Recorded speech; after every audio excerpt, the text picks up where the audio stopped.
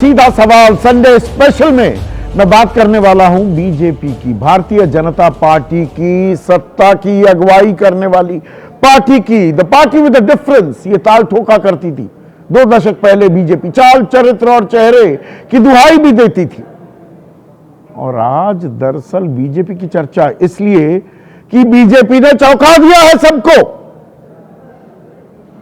नया राष्ट्रीय कार्यकारी अध्यक्ष घोषणा कर दी है बीजेपी ने। 1.5 साल हो गया था, कयासबाजी चल रही थी, पतंगबाजी चल रही थी, सूत्रों के हवाले से खबरें फ्लोट हो रही थी, सत्ता के गलियारों में और विमर्श भी चल रहा था कि भाई बीजेपी का नया राष्ट्रीय अध्यक्ष कौन होगा। और दरअसल इस बात को 2.5 साल से भी ज्यादा हो गई। कार्यकाल तो 2023 के मध्य में ही खत्म हो गया था, पूरा हो गया था। जगत प्रकाश नड्डा का, जेपी नड्डा का एक्सटेंशन दी गई। भाई लोकसभा चुनाव है, लोकसभा चुनाव में भी 240 पर विजयी रथ थम गया। बैसाखियों की जरूरत पड़ी बीजेपी को, लेकिन फिर एक्सटेंशन मिल गई। और कल तक तो किसी को कानो कान कोई खबर ही नहीं थी। कल तो वो चुनाव के नाम पर चयन हो गया था पंकज चौधरी का उत्तर प्रदेश बीजेपी अध्यक्ष के तौर पर, अकेले नामांकन भरा। आज घोषणा हो गई। खबर आज की ये होनी थी। और राहुल गांधी वोट चोर गद्दी छोड़ दिल्ली में बड़ी रैली कर रहे थे। सबका ध्यान उधर कि बीजेपी ने ऐसी गुगली फेंकी, एक ऐसी घोषणा कर दी कि सब सन्न रह गए। नितिन नवीन, जो बीजेपी को अच्छी तरह से नहीं जानते, वो नाम भी नहीं सुना होगा। बिहार में वैसे मंत्री हैं, 45 साल के। नितिन नवीन को ये नवीन प्रयोग करते हुए बीजेपी ने कार्यकारी अध्यक्ष बना दिया है। अब इसमें कंफ्यूजन में मत आइएगा, असमंजस में मत आइएगा कि ये तो राष्ट्रीय कार्यकारी अध्यक्ष हैं। यही काम जगत प्रकाश नड्डा के साथ किया गया था 2019 में।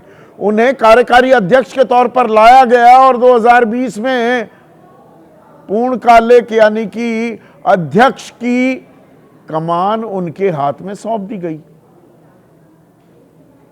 तो यही नितिन नवीन के साथ अब किया गया है। 45 साल, सबसे युवा अध्यक्ष बीजेपी का नितिन नवीन बनने वाले हैं। कार्यकारी अध्यक्ष तो बनी गए हैं, तत्काल प्रभाव से उनको यह जिम्मेदारी सौंप दी गई है।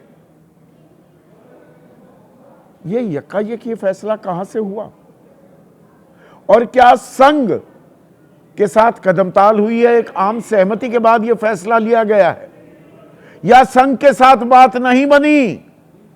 अगस्त में सरसंघ चालक मोहन भागवत ने कहा हमें फैसला लेना होता, हम फैसला नहीं लेते अध्यक्ष का, हमें लेना होता हम 10 मिनट में कर लेते।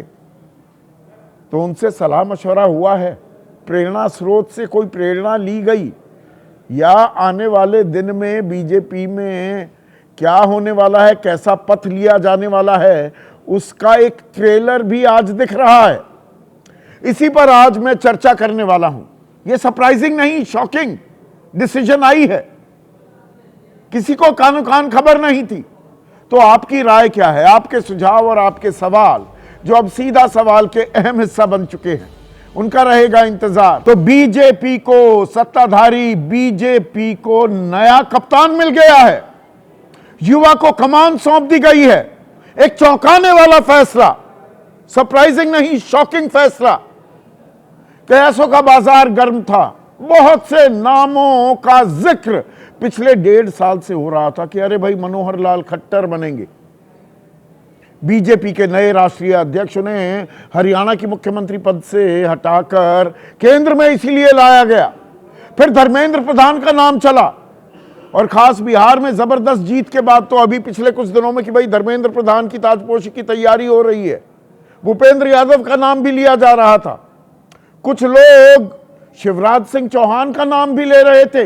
संजय जोशी सरप्राइज एलिमेंट के तौर पर कि भाई वो कम बैक कर सकते हैं, वापसी उनकी हो सकती है। सक्रिय राजनीति में, बीजेपी के संगठन में बहुत सालों से बर्फ में उन्हें लगाया हुआ था।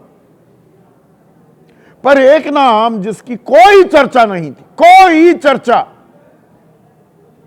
वही नाम अब कप्तान के तौर पर घोषणा कर दी गई है। राष्ट्रीय कार्यकारी अध्यक्ष बीजेपी के बन गए हैं नितिन नबीन।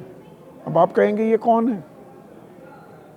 ये पथ निर्माण मंत्री हैं, सड़क निर्माण मंत्री, बिहार में दूसरी बार बने हैं।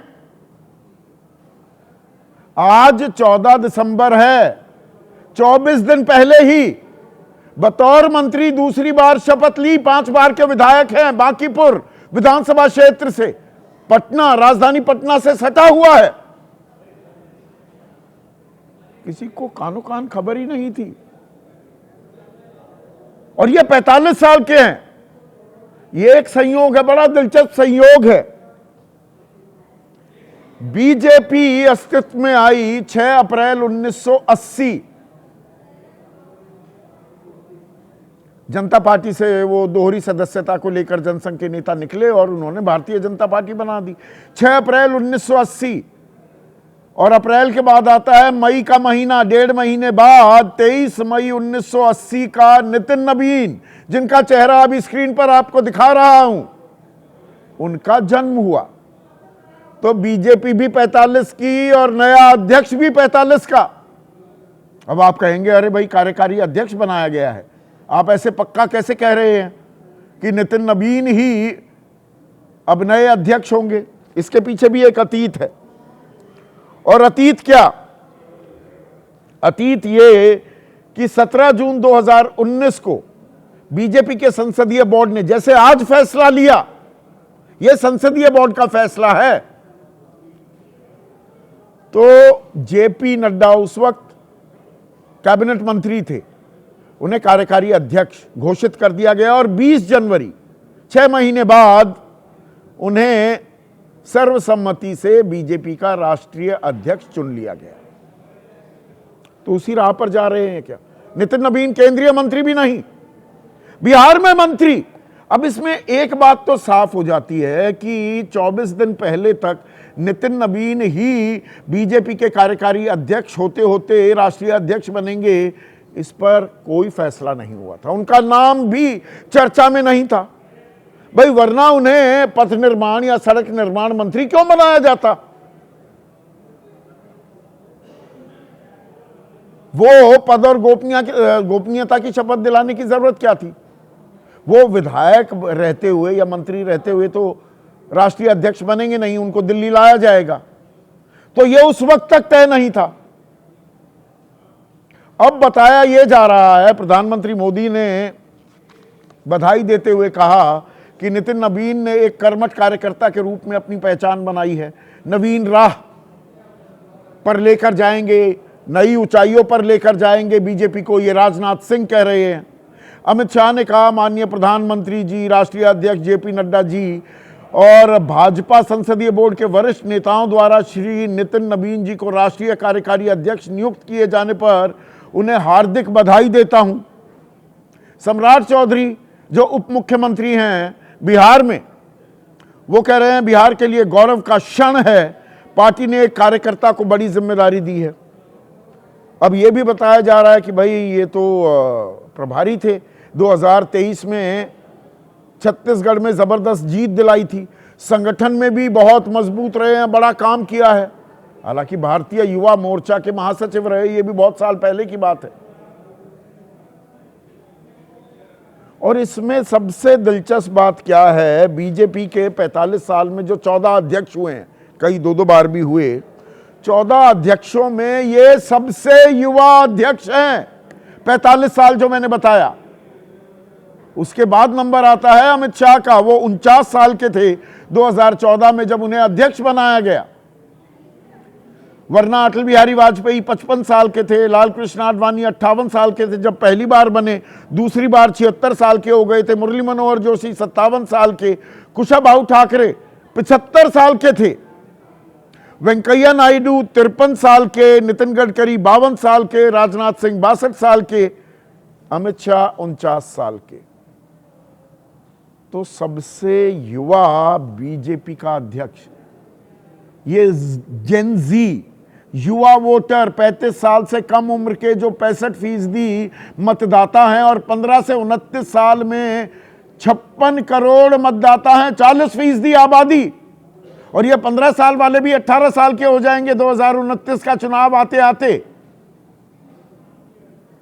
तो ये जेनरेशनल शिफ्ट,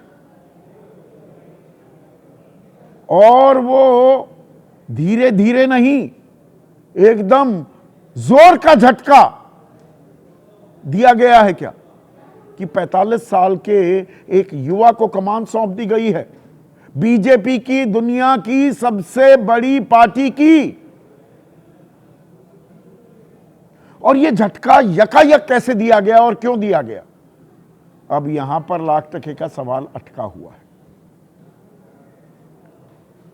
28 अगस्त को इसी साल सरसंघ चालक मोहन भागवत ने कहा था कि भाई हमारा कोई लेना देना नहीं। उनसे पूछा गया लगातार, इस साल भी पिछले साल भी ये सवाल पूछा जा रहा था कि भाई कौन होगा राष्ट्रीय अध्यक्ष, कौन होगा राष्ट्रीय अध्यक्ष, कितनी एक्सटेंशन मिलेंगी जेपी नड्डा को, कि भाई हमारा काम नहीं है, हम ये फैसला नहीं लेते, और हमें फैसला लेना होता हम तो 10 मिनट में तय कर देते। तो इसमें कहीं संघ की नाराजगी निहित थी क्या, कि जो नाम प्रस्तावित किए जा रहे थे या संघ से सलाह मशवरा किया जा रहा था वो संघ को नागवार गुजर रहे थे। संघ ऐसे लोगों को नहीं चाहता था।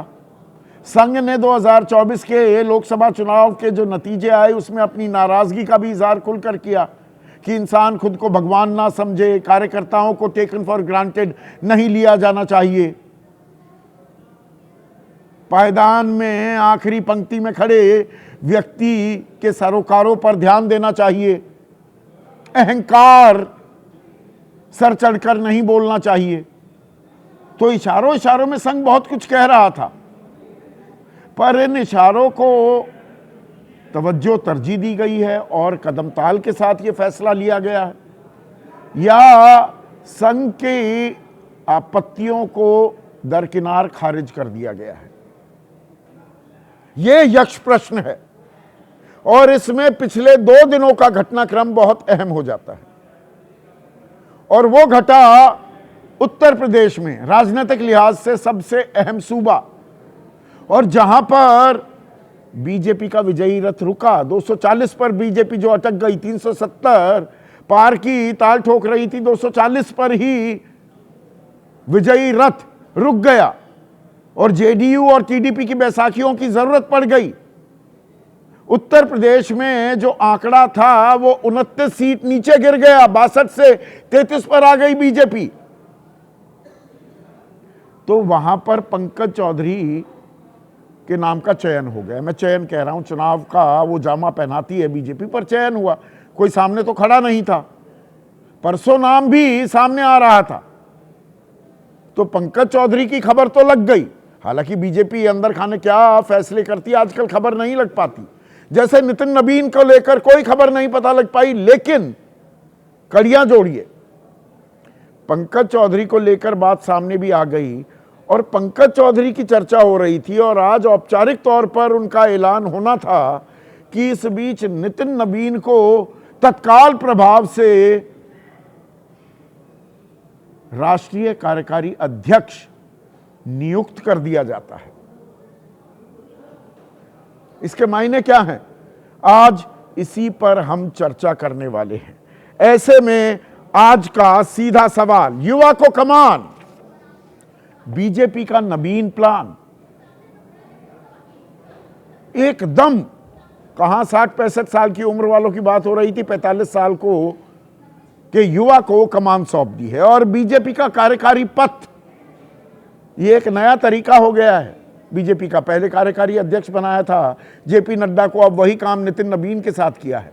आरएसएस मोदी शाह एक मत, यह अब नाम की घोषणा कर दी गई है और अब समझाया जाएगा, बुझाया जाएगा, आग्रह किया जाएगा कि मान जाओ आरएसएस से, अपने प्रेरणा स्रोत से।